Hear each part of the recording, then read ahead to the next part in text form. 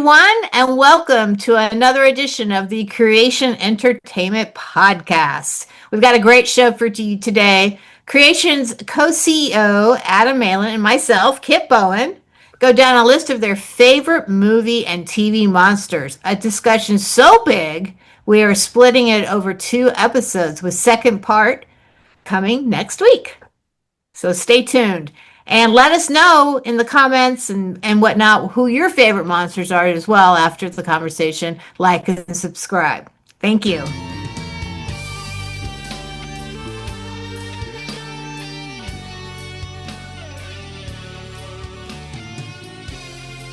Hi guys, it's time for another Creation Entertainment Pop Culture Cinema Squad.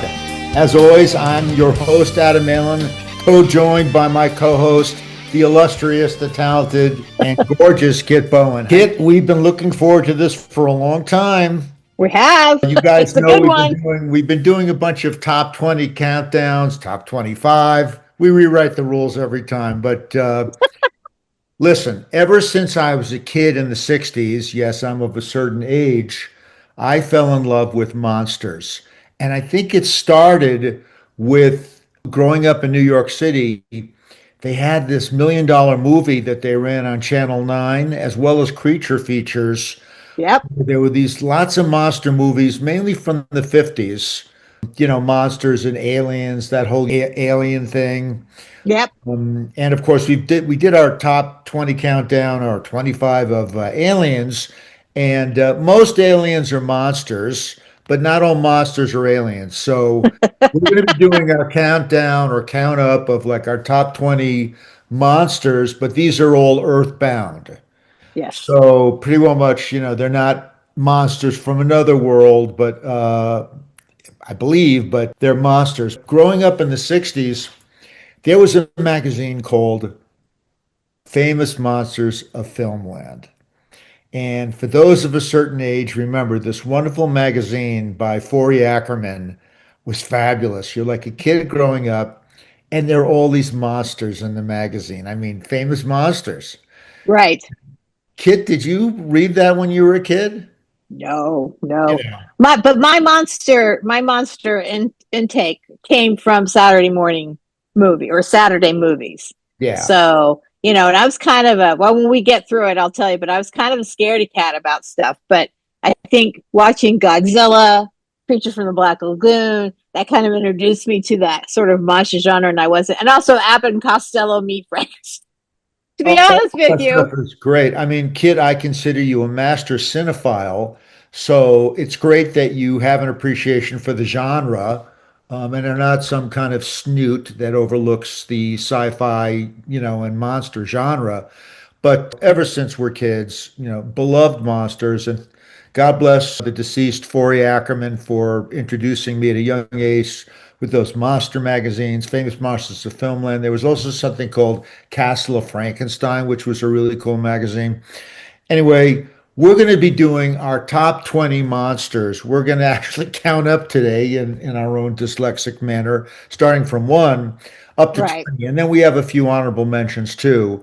And also thanks and a co-nod to our co-producer, Craig Byrne, and of course to Ryan Husk. Craig has helped us put together some of the research for this episode. We really appreciate it. And I know that all the fans that watch the show love these factoids and all this fantastic arcane history of these productions. So we're going to kick it off, Kit, and I think if not the most, certainly one of the most iconic monsters of all time, at number 1 is the one and only Frankenstein.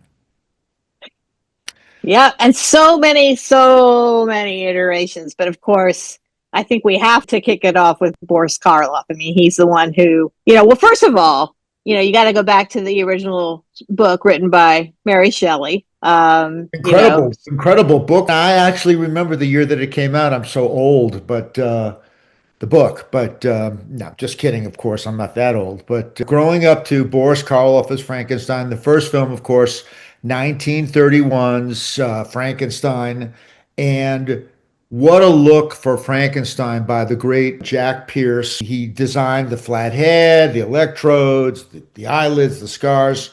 He was the head of Universal Studios makeup department. And I mean, just that face of Boris Karloff that just merged with the design. I know. I And know. It's pretty amazing. And that movie is such it's been studied. there was no latex during this era, that he actually was using makeup putty, grease paint, cotton, collodion, dental prosthetics, but no latex. So it was kind Wow. of an iconic look that was created. The Frankenstein monster was updated by several different great makeup artists that some of our fans may be familiar with, including Bud Westmore of the Great Westmore Dynasty, who oversaw the later Universal sequels, um, although still building on Pierce's design. That was in the 40s and the 50s. And then, of course, in the 60s with the Munsters, that classic television show with Fred Gwynne, it was the great Bill Tuttle who did the incredible makeup for Planet of the Apes, who designed a kind of a comedic reinterpretation. And then in Kenneth Branagh's 1994 Frankenstein, none other than our own beloved Stan Winston, that created Yes. a very grotesque, anatomically raw version for the portrayal by Robert De Niro. Yes. There was also some other adaptations in the 80s and the 90s by the great makeup artist Kevin Yeager. But let's just talk a little bit about the Munsters for a second, because the Munsters is a kind of a notorious show in Fred Gwynne. There was another makeup artist associated with that design that sort of did the applications throughout the series, and his name was Carl Silvera. Right. And the Munsters Frankenstein look is, I think, one of the most iconic looks, Kit. Yeah, it is. It is. And there's so many variations, like I said. But yeah, the Munsters, he's fantastic. Fred Gwynne was just amazing as that character. Um, I guess these guys, Alan Burns and Chris Hayward, were sort of the writers and creators of the Munsters concept. And there's actually an alternate pilot floating around that I've seen on YouTube a couple of times. But the design clearly is a descendant of Jack Pierce's original 1939 Yeah, 31 monster makeup. Now, right. Kit, this discussion would not be complete with talking about the most recent Frankenstein. Did you get to see Guillermo del Toro's Frankenstein? I sure did. I sure did. Wow, what do you Um, think about that? I liked it. I mean, it was a little slow going for me, but and I think maybe again, I feel like it would probably have been more compelling to me if I'd seen it on the big screen because I just watched it on Netflix. But I thought Jacob Elordi, who's a bright up and coming star, and he's in a lot of stuff coming up. He was in Euphoria, a very good looking guy. He did a nice job with this. It was very soulful. Do you know who it kind of reminded me of? Because you see it pieced together, but he's kind of got the white pale all through. It kind of reminded me of the alien from Prometheus. The big giant alien thing. Didn't he kind of remind you of that? Are we talking about the engineers? Yes, yes. Did kind of have an engineer look, particularly He after the did. engineers are dead. But first and foremost, we have to pay homage to the great Guillermo del Toro. He's got some other monsters that we're going to talk about, but he's certainly one of the modern day monster masters.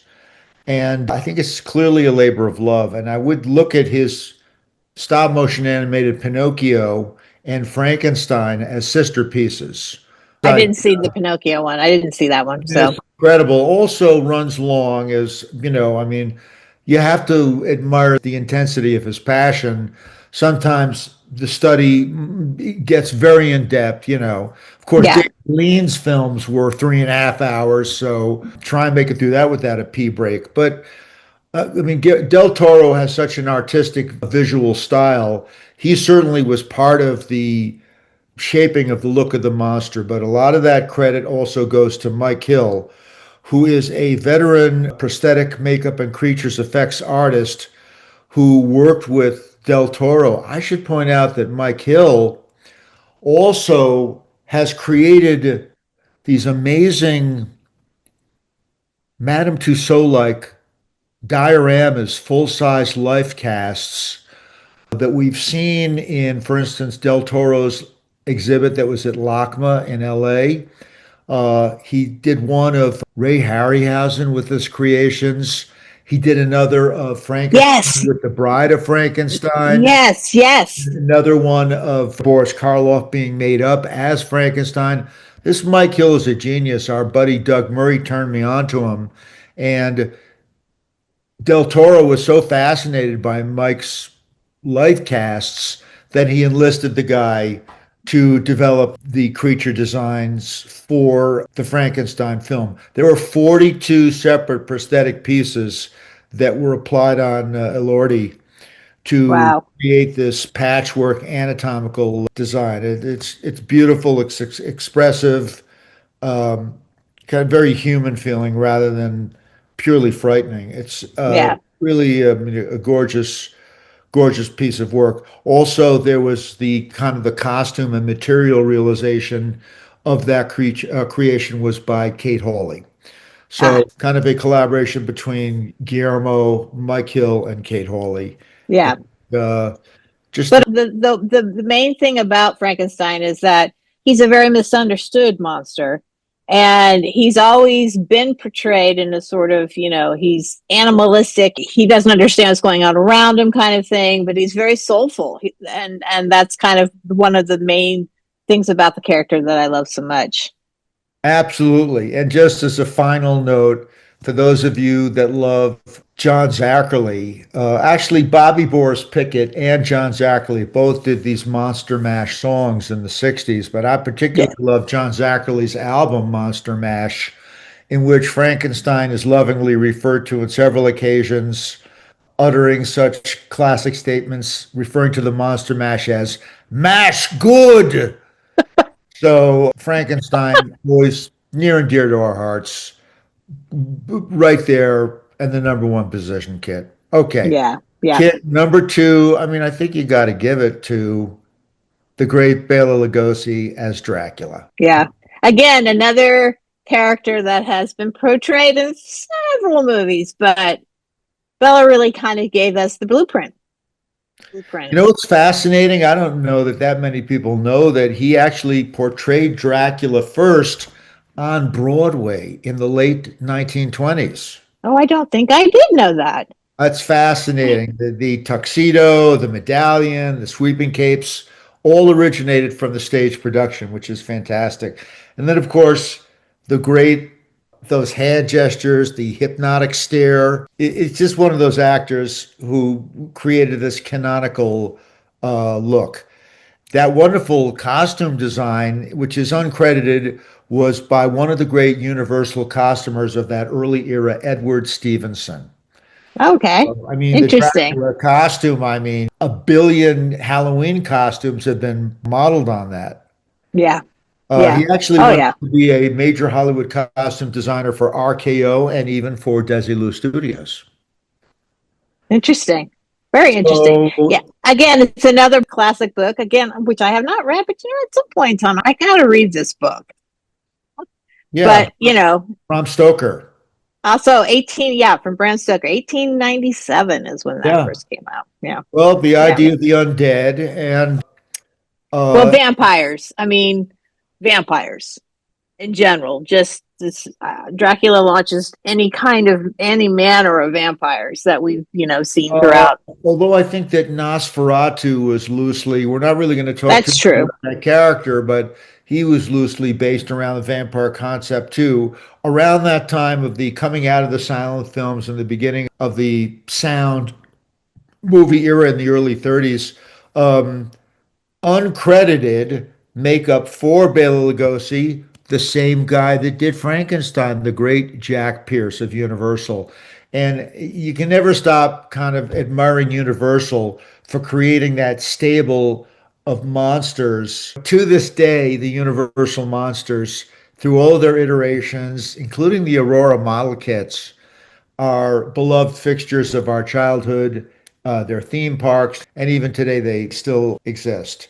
But Yeah. it's fascinating that Jack Pierce did makeup work on Lugosi. And part of that visual style was also shaped by the director, the great Todd Browning. Yes. Some fans may be familiar with Todd Browning because, correct me if I'm wrong, he also did an incredible movie called Freaks. Yes. for those of you that haven't seen it, was actually an amazing story about circus sideshow, Right. people that have birth defects and stuff who are exploited by the evil kind of circus impresarios who get theirs in the end. And it's actually a pretty fantastic film. That same guy, Todd Browning, also kind of assisted in developing this elegant, seductive, aristocratic quality that Right. differentiated Lugosi's Dracula from other earlier Nosferatu style monsters. So, Yeah. Yeah. Well, that- just quickly on vampires, because again, they've been portrayed so many different ways, and obviously, Bella's Dracula wasn't quite as charismatic as maybe the character was written in the original story. But we've seen, Frank Langella. I think that's actually my favorite vampire, my favorite Dracula. He was very, very fetching in that. he's a sexy vampire. Woo! And then there's also Gary Oldman in Coppola's Dracula, Bram Stoker's Dracula, who he did a great job too. Oh, that's creepy. Yeah, very creepy, but Yeah. also there's always been that element of seduction. That's the whole point of vampires. And so for me, the Dracula character, I would probably just, get right in line because they were always just so charismatic, which makes it such a good monster because, Just but yeah, let me just real quick. yes. The scariest vampires, though, in my opinion, and I still stand by this, were the vampires in a movie called 30 Days of Night. It came out in early 2000s. Yeah. Terrifying. The lead one was played by Dan Houston, but it's about an Arctic town, like a town up in Alaska or someplace where they have 30 days of night, and these vampires kind of invade this small little town, and just they were horrifying. I mean, there's been many scary vampires, but that, for some reason, that one always sticks with me. I think loosely you could also consider the monsters in Guillermo del Toro's The Strain as vampires, and they're pretty awful too. Yes. So and sort of they've been depicted in the underworld films. Yes. Oh, yes. Yeah. I mean, there's just a million, and of course, our very own Vampire Diaries. Two famed stars, Paul Wesley and Ian Somerhalder. Probably one of the sexier vampires around as well. So sexy vampires. And then we got the Michelson brothers. Yeah. So Salvatore and Michelson we love brothers. vampires, and they have a big place in our heart. But I do just like to give a special honorable award to Bela Lugosi, who kind of was the original charismatic vampire. All right. Absolutely. Let's move on to number 3, I think. Following along in our universal chain there. It's got to be yet another universal monster. That would be the Wolf, the Great Wolf Man by Lon Chaney Jr. Again, another kind of character that's always sad, in my opinion, because,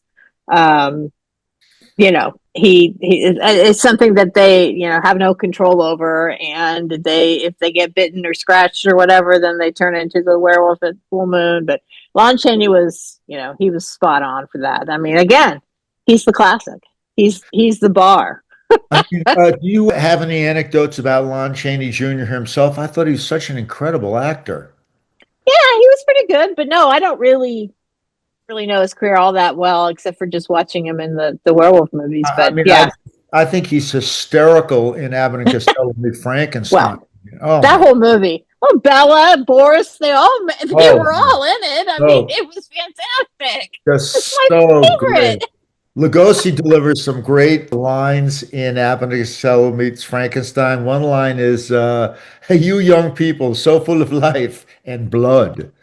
And then another great line is, "All you young people enjoying life while it lasts."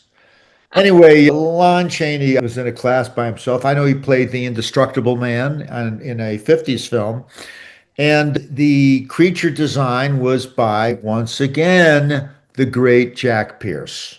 Yeah. Turning in yet another incredible creature design. The entire look, the layered yak hair facial appliances, spirit gum hair applications on hands, face, and body. By the way, I've known some guys that were almost as hairy as the Wolfman, but this iconic snout-like facial structure that he modeled with cotton and putty, that widow's peak, the fangs, the heavy brow, and developed the transition makeup used during the optical photographic transformation sequences. Uh, it's a pretty iconic design. And I'm told that Pierce applied the hair strand by strand, which seems impossible and would take forever, but evidently he was that meticulous with the way in which the hair was applied to Yeah. Chase Jr. And then I guess a special effects artist, John P. Fulton, designed the transformation dissolves of the creature, although Pierce created the different transitional looks that you see during the various dissolves for the transformation. Right. Anyway, there's been various other versions of, Wolfman, werewolves, werewolves in London. Yeah, I think I'm going to have to shout out John Landis's American Werewolf in London as far as I don't remember a movie before that that really showed the transformation. I think that's what was the most horrifying part is when David Naughton actually turns into the werewolf and his whole face starts up. And I'm sure there was probably Stan Winston was involved in that, right? I want to say that I think it might have been Rick Baker. It was Rick Baker. You're right. But, It was Rick Baker. But I mean, that is very, very famous. Those on-screen prosthetic transformations, they were revolutionary at the time. And also, I want to do a shout out to Teen Wolf, both the films and the TV series that I thought was a great, kind of use of the werewolf and the Wolfman mythology. Yeah, we didn't really mention Twilight when we talked about vampires, but there's also the Twilight movies with, and then you've got the werewolves in that, and They're pretty great, Native Americans. actually. The Native Americans who turn into those giant wolves. That was also pretty cool. Yeah. That's fantastic. They're all CG. Yeah. Yeah, very nicely done. All right, great stuff, Kit. Let's move on to number 4. Yes. All right. The great Ray Harryhausen, who has created so many creatures. One of his most terrifying creations is Medusa. Yes. From Clash of the Titans. Medusa was stop motion. That's amazing. Of course, Harryhausen's Medusa creation, snakes for hair, serpentine tail instead of human legs, and glowing scaled skin, monstrous proportions. This gorgeous stop motion maquette that he designed. And of course, he animated all of her, terrifying, lifelike, snake-like movements for the film. I mean, it's pretty amazing. And she moved silently and quickly through the shadows. Even the lighting and the camera work was very, very incredible. So definitely always want to shout out when it comes to monsters, a shout out to the late, great Ray Harryhausen. The Clash of the Titans, which I think may have been one of Harryhausen's last films. I watched that movie lots of times. Yeah. Huge Greek mythology. Love it. But yeah, she was very terrifying. Okay, coming in at number 5, arguably the most deadly, terrifying, aquatic monstrosity of all time can be only that giant mouth, Jaws. The famous John Williams theme that became so famous, the great Steven Spielberg. I'm sure you saw the film when it first came out. Actually, here's a funny story. I think I was like 9 or 10 when that came out, and my mother would not let me see it. I grew up in Tampa, Florida. We were at the beach a lot, and she said, "Nope, you're not seeing that movie because it's going to scare you, and you're not going to want to go in the water." And I was really mad at her because all my friends were seeing it. And then when I did eventually see it for the very first time, like not even on TV or anything, was in the big screen. They did a re-release when we moved to California with my mom. So I finally got to see Jaws with my mom. It's my all-time favorite movie. I've probably watched it 1,000 times. It is still one of my favorite movies of all time. And unfortunately, it gave sharks a bad name because now I've come to appreciate sharks and on the general scheme of the ecological timeline there. But this thing was just was I mean, monstrous. And the of course, shark, we all know the famous story that they built this mechanical shark, and you can get into who all the people that were involved in that, and that it wouldn't work. yeah. Well, So the movie became more of a buddy film as these three men are out on this rickety boat trying to catch this shark, and they end up, Spielberg was very clever. He'd use the barrels that would weigh down a shark when you would hunt it, and they'd come up, then you'd know the shark was around. So I mean, he did a lot of stuff that work surfacing around the man. fact Yes, that very good. Good mention. That's first of all, I think before we talk about Bruce himself, as he was affectionately named, Shark, were those three guys. Roy Scheider, unbelievable. yeah, Richard Dreyfuss, incredible. And then the third, yes, the great late Robert Shaw, yes, Robert yes. Shaw. Quint That's Quint is Quint is, I would say, one of the top five best film characters of all time. the salty man of the sea. He's kind of like the Captain Ahab, right? Yeah, kinda. Yeah. Kinda. He's just this crusty old shark hunter. Who just, but the three of them together on this boat. I mean, that's the movie, really. The first half of half of the film, the first 30 minutes of the film is, we see the horrors of what a shark attack looks like. Right. But then once the three of them get on this boat, I mean, I've never seen a monster movie like this, which it really is, where that scene where he talks about being on the USS Indianapolis in World War II, and they delivered the bomb for the Hiroshima bomb, Yeah. and on their way back they get hit and sunk, and all these men went into the water, and no one knew about it because it was a secret mission, and these sharks came up and just ate them all. It's just. And Quint telling the story, it's just one of the best scenes of all time, honestly. I mean, it's such a great film. We'll talk a little bit about some information regarding Bruce himself, the wonderful shark, who was primarily designed by a mechanical effects supervisor, Robert A. Matty. And he kind of designed and built three full-size pneumatic sharks used for filming notoriously that worked sometimes, not always, but did work sometimes. He's actually a former Disney special effects artist who worked on the giant squid in 20,000 Leagues Under the Sea. Another great movie, yes. And his mechanical systems made the shark swim, bite, and thrash. The shark concept, as well as the production design, was by a frequent Spielberg collaborator, Joe Alves. And he sort of designed the exterior appearance of the shark, determining proportions, texture, skin finish, and overall visual design, and worked closely with Matty to integrate the look into the body mechanics. There were some additional effects contributors, physical effects. Roy Arbogast, actually a very famous effects guy who assisted in construction and skin fabrication. And Bob Miner and Tex Avery, who are very, famous guys in their own right, who also worked on the effects crew. And even Spielberg himself had something to do with the shark's behavior and the look, influencing the final design. So certainly Jaws goes down in the pantheon as well. The shark is working. I repeat, the shark is working. That's like mad dash. Takes us to number 6. Yes.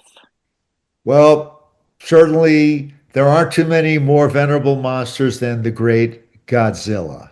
Okay, so this is what I'm talking about. So this was a Saturday morning movie, right? The original Godzilla, or one of the versions of the 1950s, whatever. And I made myself watch it because I was a scaredy cat. And I made myself watch it, and I watched it all the way through, and I go, well, that wasn't so bad. And I enjoyed it. So then it was like, okay, I'm okay now. It's, first of all, Godzilla is a product of Japanese post-war psyche.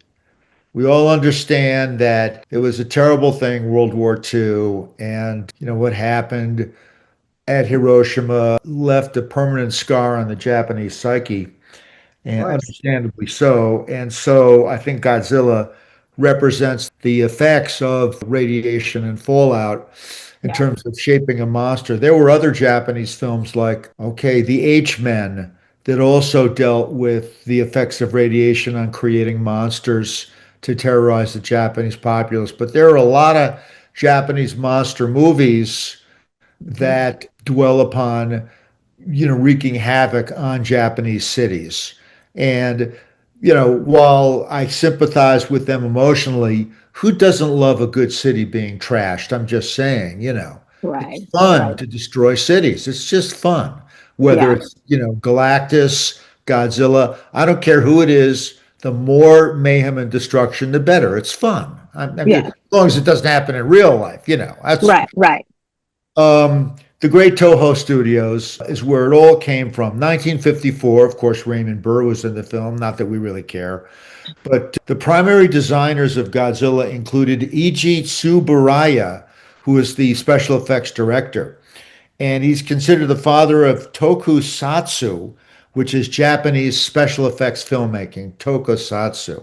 Yeah. And he oversaw the overall concept of Godzilla as a kind of a gigantic prehistoric creature and developed was part of the creators of this Japanese technique, suitimation, which basically is a guy in a monster suit rather than stop motion animation. And the Right.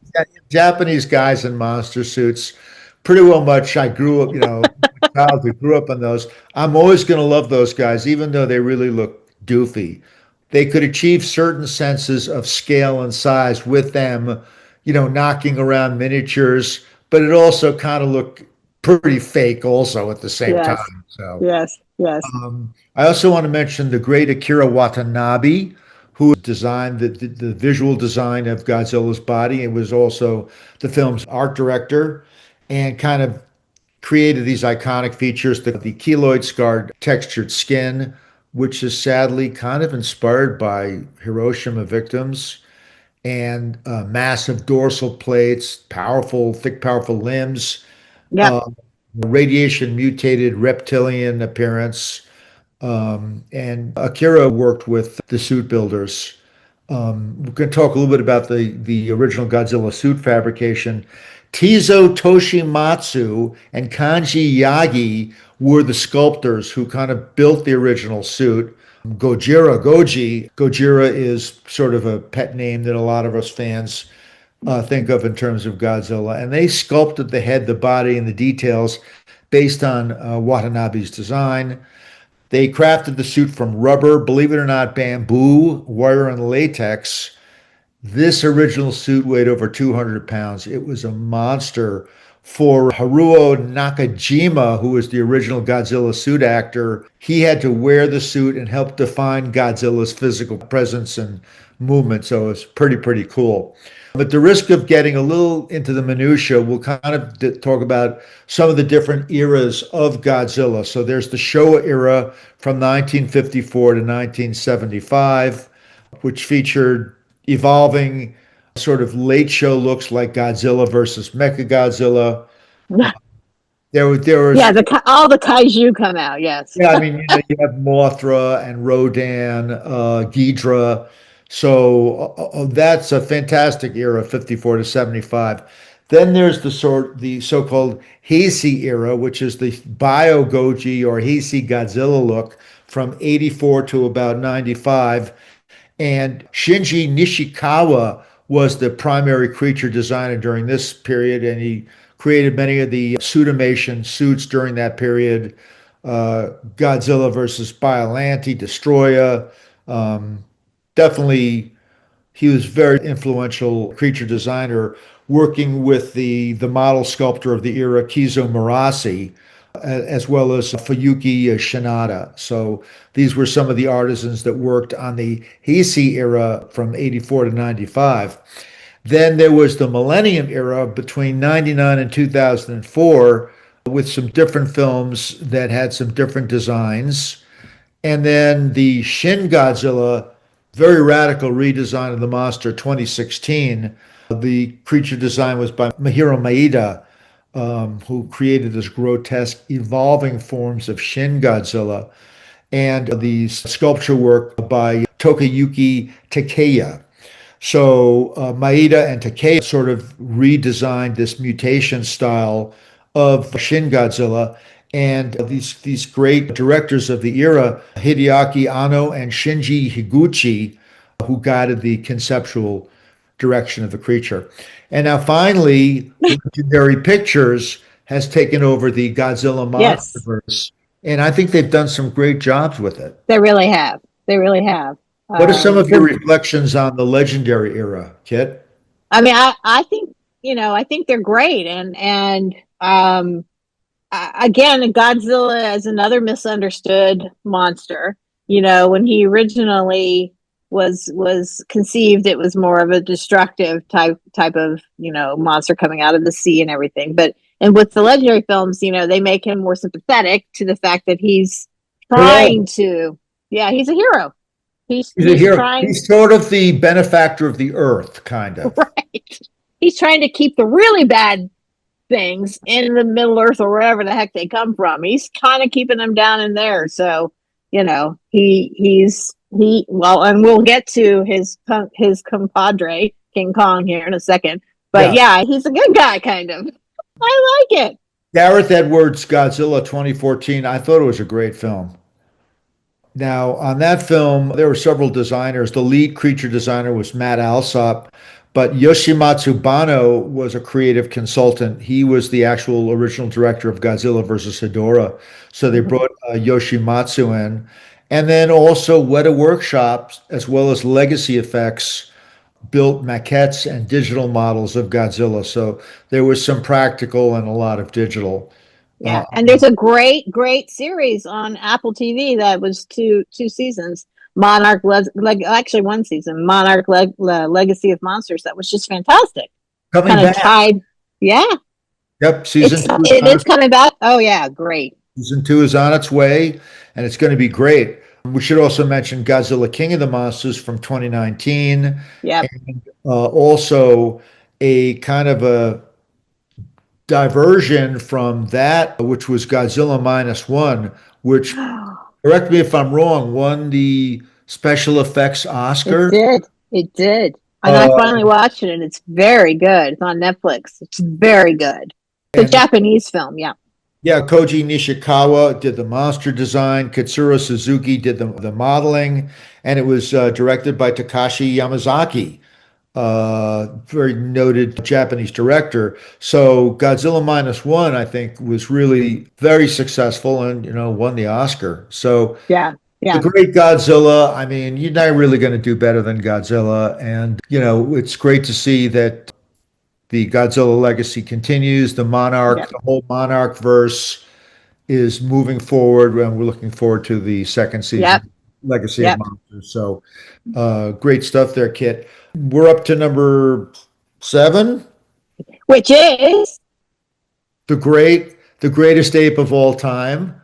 I'm not referring to my brother-in-law. I'm, of course, referring to, that's just a joke, of course. I'm referring to the great King Kong.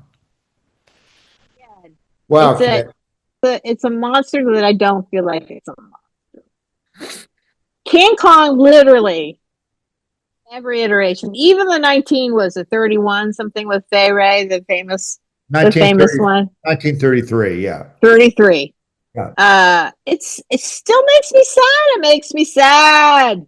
He doesn't know he doesn't know where he is. He took him away from his island, and he's just trying to get back, and he's fighting things, and then he falls off the Empire State Building. It just makes me sad. It's a sad character to me, but a lovable one at the same time. And I feel like my favorite King Kong probably would have to be Peter Jackson. That's a great film, and we'll get to that. Yeah. Everything that Peter touches turns to gold anyway, but it all starts in 1933 with the original King Kong and the amazing revolutionary designer, creator, animator, the great Willis O'Brien, who also went on to do Son of Kong and other films, and who, of course, was the mentor of the great Ray Harryhausen, who studied under Willis O'Brien. So when it comes to stop motion animation, it all starts with Willis O'Brien and radiates out from there. And the movie is almost 100 years old and still looks amazing. He was Does it? also the puppet was the maquette. The puppet was sculpted by Marcel Delgado, and this iconic design for the character pretty well much lasted straight through. There was Son of Kong in 1933, again, the same production team. And then decades later, King Kong versus Godzilla in Yeah, 1962. it's so good. I mean, it's, so that began the long rivalry between those two characters who are, so great. There was also King Kong Escapes in 1967. Then the notorious Dino De Laurentiis King Kong from 1976, which incidentally, the creature designer was Rick Baker, a young Yep. Rick Baker, with faltering mechanical effects by Carlo Rambaldi, including a giant mechanical arm for Jessica Lange that never worked right and almost squeezed her to death. Um, and then a film, King Kong Lives from 1986, which again featured Rick Baker as the creature designer. There was also, of course, as you've alluded to, the great Peter Jackson's film from 2005 with creature designs by Weta Workshop, who, of Yes. course, Weta Workshop that Peter acquired for the Lord of the Rings films, Yep. went on to be Weta Digital, Weta Workshop, and in the case of the Jackson film, the lead designers were Christian Rivers and Joe Letteri, but Peter Jackson had something to do with his look. And in addition to some practical work, most of it was motion capture work by the great Andy Serkis, who had already cut his teeth on Lord of the Rings. But this does, And also, I'm not sure if he did the Planet of the Apes movies yet. I don't think he had yet. So yeah, he yeah, right. he knows how to be an ape. He knows how to be an ape, and the design was inspired by real silverback gorillas. Yeah. And then, of course, Legendary took over the Kong franchise in 2017 with Kong Skull Island with Tom Hiddleston, which I thought was so fantastic. Yeah. Sculling was great. Yep. A Yep. really great film. Legacy Effects and ILM delivering the creature designs. Lead artist Jacob Krichevsky doing the concept design, but he got even bigger and it was a kind of a more mythic interpretation. So Kong Skull Island was amazing. And then, of course, Godzilla versus Kong, which was just like 4 years ago, with ILM doing this incredible creature designs for both of them. Um, Sort of even more muscular Kong, intelligent, battle ready. Yeah. And Badass, man. Yeah, that was a great movie. That was so much fun to watch. and then there was finally Godzilla X Kong, the New Empire from Yep. last year. Also legendary films with ILM again delivering the same basic design, but with some battle scars and even greater expressiveness. So I think Kong is amazing. Been through so many iterations, and those last couple of legendary films, which were directed by Adam Wingard, I think really has brought Kong into the new era. I'm excited to see the next step for that character. I know there's Yeah, another me too. standalone Kong movie coming. I'm not sure if Weingard will be directing it or not, but I know we're all looking forward to it. I hope you guys enjoyed that first half of that discussion. Stay tuned for more next week, part 2 of our favorite monsters. And we're finally back in 2026 for our convention tours. Supernatural starts us off this weekend in Las Vegas, January 16th through 18th. And we have a robust lineup, including the Vampire Diaries. We've got Star Trek 60th anniversary this year. We've got Cobra Kai. We've got our salute to the TV's first responders, our Rescueverse tour. Plus, we have Smallville's 25th anniversary. So lots and lots of great choices this year. Hopefully, you can check out some of them. Check our homepage for all the destinations and dates. So stay tuned and we'll be back for more. Thanks, everyone.